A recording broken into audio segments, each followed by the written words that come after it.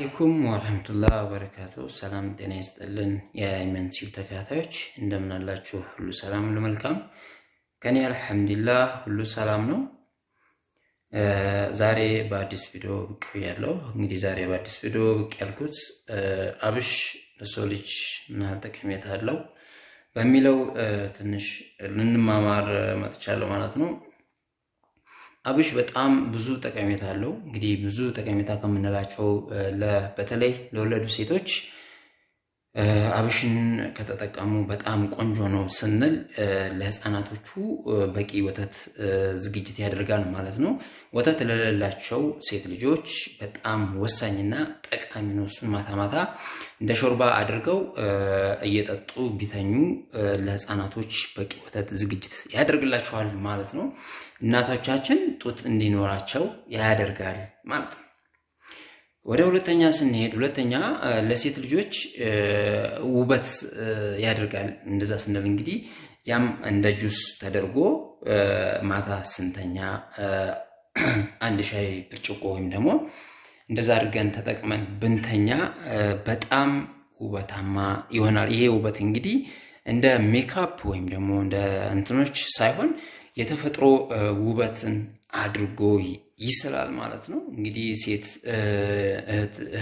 እህቶቼ እዚጋ መጠቀም ያለባችሁ ነገር ቢኖር ሜካፕ ብዙ ጊዜ ፊታችሁ ላይ ከምትቀቡ ይልቅ አብሽ እየጠጣችሁ ሰውነታችሁን ብትጠብቁ ኢቭን ደግሞ ውበታችሁን ብቻ ሳይሆን የተለያዩ ደም ግፊት፣ ስኳር እንደዛም ሲቀጥል ደግሞ ብዙ በሰውነት አካላችን ብዙ ቦታውን የበሽታ የመከላከል እድል ይኖረዋል ማለት ነው።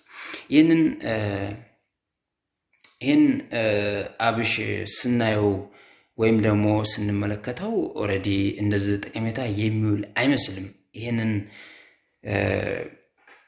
በጣም ወሳኝ የሆነ የአብሽ ጥቅሞችን እንግዲህ ሰምታችሁ እውነት ልታልፉት አይገባም ብዬ አስባለሁ። ሲቀጥል አሁን ለምሳሌ እኛ ብዙ ጊዜ ለጨጓራ በሽተኛ ለሆኑ ታማሚዎችም ብዙን ይመከራል። እንግዲህ በጣም ወሳኝና ጠቃሚ አሪፍ ሁኔታ ላይ የተመዘገበ ጥቅም ባለው ሁኔታ አብሽ አንዱ ነው ማለት ነው።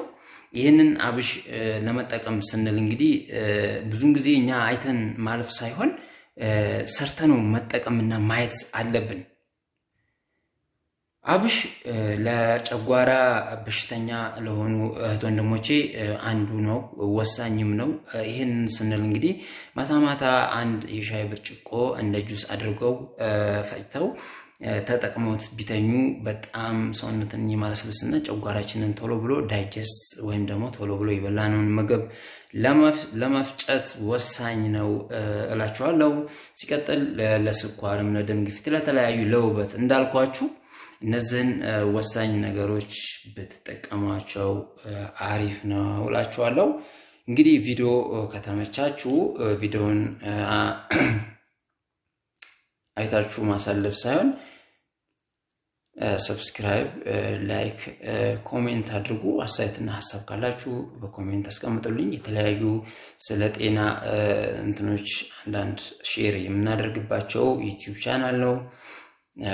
ስለ ጤናችሁ መከታተል ከፈለጋችሁ ይሄን ዩቲዩብ ቻናል ሰብስክራይብ አድርጉ፣ ኖቲፊኬሽን ይመጣላችኋል።